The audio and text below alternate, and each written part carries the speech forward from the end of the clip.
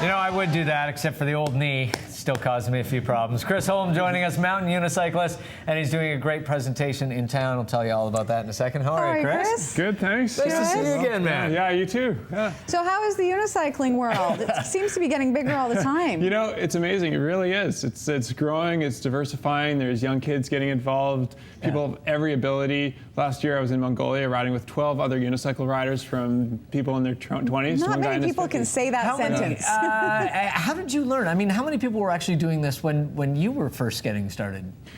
I got into it pretty much on my own. I saw a street performer when I was 12 years old, became inspired by that and asked for one for my birthday. And there you go. And they've come a long way. Did you actually get it? I mean, your parents were like, yeah, absolutely. Oh yeah, they were keen. And my family does a lot of outdoor sports, climbing, hiking, skiing. And so for me, it was just a logical thing. Obviously in the jeans. Oh, we're looking at the footage now. Tell us where this is. That's the Chief. That's the prow wall up in Squamish on the Squamish Chief. Kids, don't try this. That was a shoot. You'll recognize that. That's just down False Creek here. Yeah, that's how I get to the ferry. Yeah, absolutely. And wow, what goes through your mind? Like, in all honesty, when you're on the side of the, I mean, are you looking there? You must be just like concentrating. Well, there's some focus required, definitely. But it's like any other sport, whether you're talking about climbing or maybe big wave surfing or any adventure sport where you're putting yourself in a position where you have to use some skills and stay in control and ride. And that sometimes is in positions like that. And then most of the time it's just out there exploring on regular, normal trails, just like a mountain bike would. Well, and that must be a huge part of your ride. I mean, obviously it's fun to look at all you know, stuff like you going across the Broad Bridge Rail. At what point did you decide, because I've seen you when I've been driving over the bridge, that, hey, I'm not going to go on the sidewalk? Well, you tend to look, whether you're into bike trials or climbing or unicycle riding, you tend to look at the world from a bit of a more gymnastic perspective, maybe. So the bike lanes just weren't for you? You see a line, right? And there's always that constant feeling of discovery where you're looking and you're saying, oh yeah, there's a railing there, maybe I could ride along that, or a picnic table. But you have zero safety net, obviously, when you're riding on stuff like this. How do you gauge your risk? Because you're obviously very good at what you do and you take precautions because you're still here. But how do you gauge your risk factor? Well, you look at obviously some of the consequences that could occur, which are big in this case, but also the chance that it might occur. The Broad Bridge railing, for example, is wide compared to what I would be comfortable riding 2 feet off the ground, where there's a 99% chance you're going to fall, and you can fall safely. Right. So you gain experience in areas where it's perfectly fine to just maybe get a skinned knee, and then from there, figure it out, exactly. And from there, you can sort of move it up in stages. And has that sort of been representative of your whole career, I guess, in a way as well? I mean, as a guy who didn't have a lot of people leading the pack in front of you, you have to sort of take your inspiration from yourself in a way when you're forging new territory. You take it from other things. I was really into rock climbing for a long time, and that's where I really enjoyed getting up in high places, for example, and exploring. And there, you're trying to find a route. And you're doing it in a technical way with ropes usually, but it is a route. You're figuring out your body positioning and how you get there. Unicycle riding is a bit more like mountain biking, but it's the same thing. You see a line and you're exploring what's possible. Let's look at the mogul footage, because you did some moguls in Whistler, and let's have a look and see what you're doing here. Tell us about this footage. First of all, I love if you watch people watch. I know. Like, just the looks that you get. This was actually a location shoot for That's Incredible TV show. It was?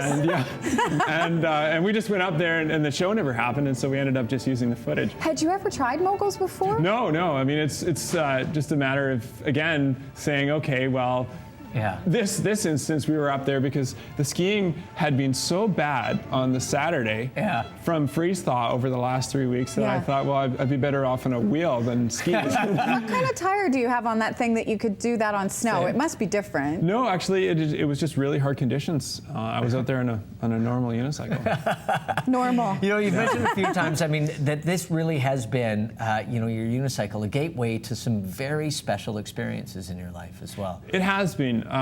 Partly through riding and partly through the people I've had a chance to meet and the places I've had a chance to go, because in a lot of ways it's kind of just a hook just a justification, kind of a way to rationalize why you'd want to go to Great a different conversation country. starter. Yeah, it's better than a puppy dog sometimes, you know. and so you Tell can us about this picture here, Yeah, this because is a this great is example. amazing. Well, that's a good example. We're in Bhutan there, and we were making a film about traveling across the country and riding on some old trade routes.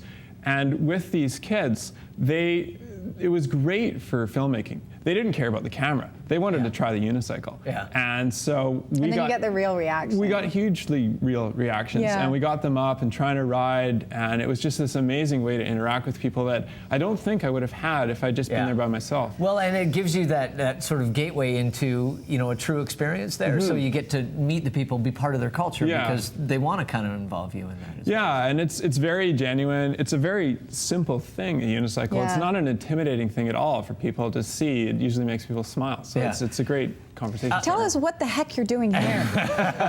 That looks like a great wall. Yes. Oh, there you go. But there we were up on the Great Wall. We were exploring, and I saw a nice looking line on the side of the What's the wall drop there?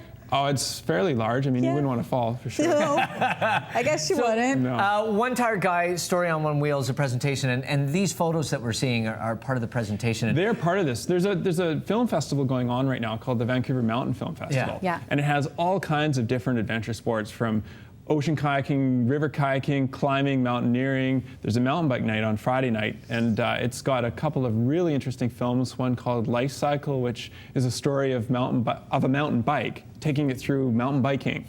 Very, very cool. Really There's some cool. dirt jumping, some Eastern European films, and I'm going to give a presentation on 10 years of adventuring on one wheel in different countries and different people places. can see lots of your great pictures and hear the stories behind them. Yeah, Great I hope stories, so. I'm sure. And some of the things that you do see in the videos, and hopefully some other things that people don't normally get to see because they're not so much of a video thing, but there's something you might show on still photos. Right. Like beautiful countryside, Exactly, gorgeous landscapes roots, and that sort of thing. Well, Kris, thank you so much. Thanks, nice Kris. to see you. We're going to take one last look at, Thanks for having me. where, why, how? I don't know. Where is that? That's in California. Wow. Lake Tahoe area. No fear. That's something I could Lots of never fun.